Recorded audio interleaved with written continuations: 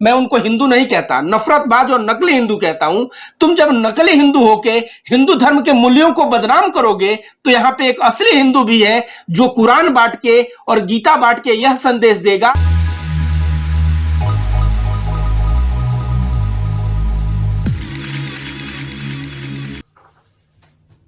दोस्तों आदाब, मैं अली आदिल खान और आप देख रहे हैं टाइम्स ऑफ पीडिया चैनल।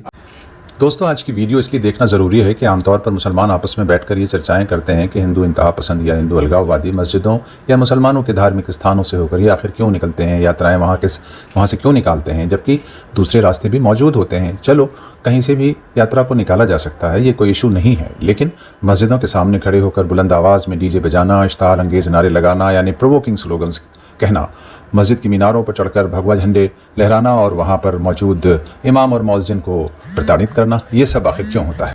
जाहिर है इसलिए कि मुसलमान रिटेलिएट करें, जवाबी कार्रवाई हो और फिर हिंसा शुरू हो जाए, शहर का अमन चैन और भाईचारा बर्बाद हो जाए, लुट जाए, समाज धर्मों में बंटने लगता है। इस बीच चुनाव आ जाते हैं और इंसानों की लाशों और लुटती इंसानियत पर सत्ता की कुर्सी रख दी जाती है और ये सब पुलिस की मौजूदगी में हो रहा होता है। सबसे अफसोस की बात यह है, या यूं कहें कि पुलिस के संरक्षण में ही ये काम हो रहा होता है। आपको बता दें कि अमन और इंसानियत के दुश्मनों की तादाद बहुत कम होती है, जैसा कि हम सब जानते हैं, क्योंकि इनको सियासी संरक्षण मिला होता है, इसलिए इनके हौसले बुलंद होते हैं। जबकि अमन पसंद और इंसानियत परस्त लोगों की तादाद बहुत ज़्यादा है देश में आज भी, मगर उनमें बोलने और मुखर होकर इंसाफ की बात कहने का जज्बा और जोश नहीं होता, क्योंकि जो भी सच या हक का साथ देता है उसको देश का दुश्मन बताकर या सरकारी काम में बाधा बताकर जेल में डाल दिया जाता है, मुकदमे लगा दिए जाते हैं, फिर वो थक हार कर बैठ जाता है। अब चर्चा इस किस्म की भी हो रही है कि क्या मुसलमान भी अपने जुलूसों में दूसरे मज़हबों के धर्मस्थलों के सामने खड़े होकर इस किस्म के बवाल करते हैं, बुलंद आवाज़ में डीजे बजाते हैं, या हिंदू या दूसरे मज़हबों के लोगों को प्रताड़ित करते हैं, उठाते हैं, जलाते हैं, सताते हैं। जहाँ ये जो है वो मेजॉरिटी में होते हैं, क्या वहाँ पर माइनॉरिटी में रहने वाले दूसरे मज़हब के लोगों के साथ में कुछ जुल्म ज़्यादती करते हैं? अभी तक तो इस किस्म का कोई प्रमाण कहीं से मिला नहीं है, न किसी किस्म की कोई वीडियो आई है। अगर आपके पास इस तरह का कोई सबूत मिलता है तो वो हमें ज़रूर भेजें ताकि हम उसको भी दिखा सकें। लेकिन कुछ लोग इसी बीच हक की बात करने, इंसाफ की सदा लगाने और बंधुत्व के नारे को बुलंद करने से किसी भी हाल में नहीं चूकते। ऐसे ही दो महानुभावों को आप इस वीडियो में सुने।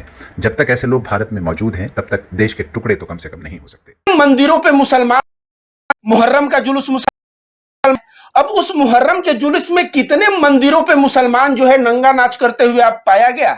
अगर उस वक्त किसी भी मंदिर के ऊपर मुसलमान नंगा डांस करते हुए पाया जाएगा तो मैं रविकांत भारती उस मुसलमान को कहूंगा कड़ी से कड़ी सजा हो। लेकिन मुहर्रम में ऐसा नहीं होता।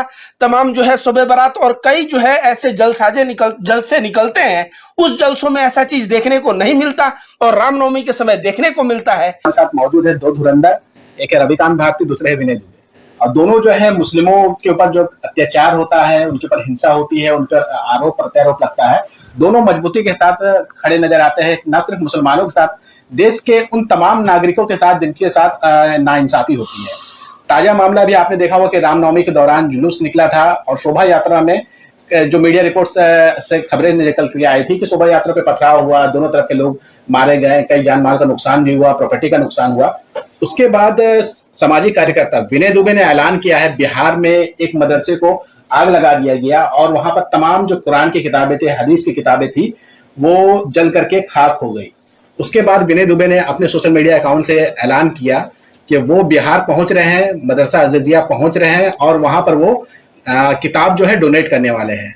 तो सर, मेरा सवाल आपसे है कि आपके मन में ये ख्याल क्यों आया कि आप जाएंगे बिहार में भी एक मदरसा, क्योंकि मदरसा पे तो आरोप लगता है कि यहाँ से तो मतलब हथियार बनाने की ट्रेनिंग दी जाती है, आप वहां पर किताब डोनेट करने जा रहे हो, वो भी कुरान और हदीस? नहीं, ये किसने कहा कि हथियार की ट्रेनिंग दी जाती है? अगर मीडिया दिखाती है, हमारे देश की मीडिया दिखाती है। तो फिर मैं सवाल पूछना चाहूंगा, योगी आदित्यनाथ ने 460 करोड़ रुपया मदरसा के लिए क्यों आवंटित किया अपने पूरे बजट से?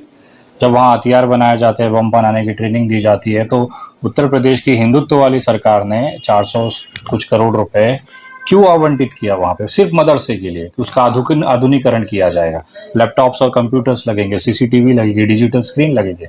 क्या वहाँ पे डिजिटल स्क्रीन पर बताया जाएगा कि कैसे बम बनाया जाएगा?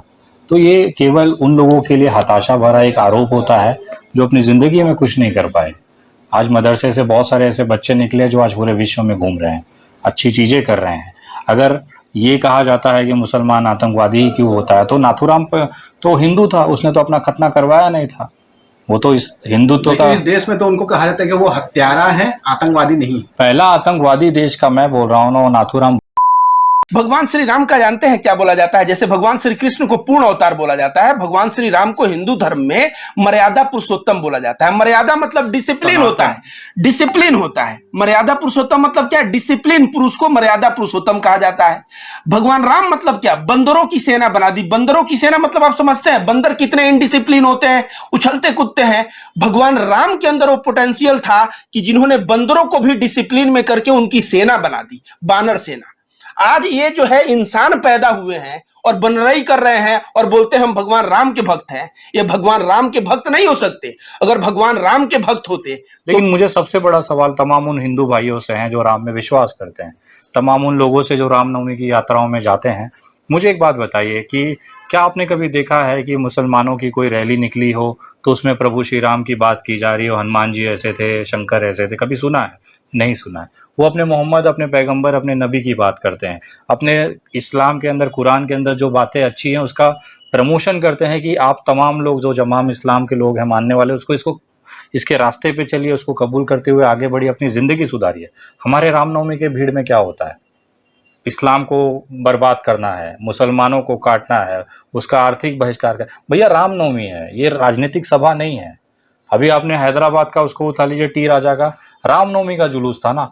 90% बातें मुसलमान और इस्लाम को, आधा इस्लाम का प्रचार तो यही लोग करते हैं। बाद में बोलते हैं कि इस्लाम बढ़ रहा है, हमारा क्या? इस्लाम बढ़ाने वाले कौन है? आप अपनी सभाओं में, अपनी रैलियों में आपने रामनामी पहनी हुई है, तिलक चुंडी लगा दिया और बात पूरा का पूरा 2 घंटे की बात में 1 घंटा 40 मिनट आप सिर्फ इस्लाम और मुसलमान पे करते हो। देखिए, पहले तो मैं विनय दुबे जी के बारे में बता दूं कि इन्होंने जो कुरान बांटने का संकल्प लिया है और 1000 कुरान की कॉपी बांटेंगे, तो इनके इस कदम को मैं बहुत ही तारीफ करूंगा, क्योंकि मैं जो है कार्य करता हूं। मेरे पेज पे ही जाके देखिए, लिखा है the motto of this page is to Hindu Muslim unity. तो यह हिंदू मुस्लिम एकता का कार्य कर रहे हैं। अब जो है कुरान को जो लोग जलाए हैं, कहीं ना कहीं वो नासमझ है। पाठशाला में अगर गीता रखा हुआ है, आप जलाते हो तो भी नासमझ हो। क्यों? क्योंकि कुरान में जो बातें लिखी हैं वही बातें गीता में लिखी हैं कि जो है ईश्वर एक है, उसी एक ईश्वर को मानो। और इसके अलावे गायत्री मंत्र का जो हिंदी होता है वही सूरे फातिहा का हिंदी होता है, जो कुरान का पहला चैप्टर है। तो कहीं ना कहीं ये लोग हिंदू मुस्लिम करके धर्म ग्रंथों को नुकसान तो पहुंचा सकते हैं, लेकिन धर्म ग्रंथ के संदेश एक है। और विनय दुबे जी का जो प्रयास है 1000 कुरान बांट के ऐसा संदेश देना कि तुम अगर नफरतबाज हो, मैं उनको हिंदू नहीं कहता, नफरतबाज और नकली हिंदू कहता हूं। तुम जब नकली हिंदू होके हिंदू धर्म के मूल्यों को बदनाम करोगे, तो यहां पे एक असली हिंदू भी है जो कुरान बांट के और गीता बांट के यह संदेश देगा कि इस देश में हिंदू मुस्लिम सदा एक से रहा है। जहां तक आप बात कर रहे हैं कि रविकांत भारती आप इस्लाम कब कबूल रहे हैं, तो ऐसा बात करने के पहले मैं ये आपको बता दूं कि मेरा आवाज जो है ना, हर एक बार विक्टिम के लिए उठता है। मुबारकपुर में कांड हुआ तो मेरा आवाज विक्टिम के लिए उठा।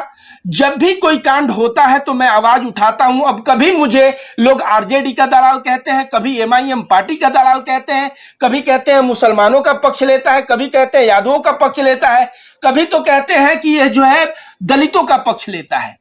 तो मैं जबकि हक और सच की बात करता हूं, अब जब लोग कहेंगे कि भाई ये मुसलमान की बात करता है, दलित की बात करता है, तो हाथी चले बाजार तो कुत्ता भौंके हजार। इनको भौंकने दीजिए। और मैं जो धर्म के मूल्य पे चल रहा हूं, मेरे दिमाग में बहुत शांति है और यही कार्य करते करते मैं मरूंगा।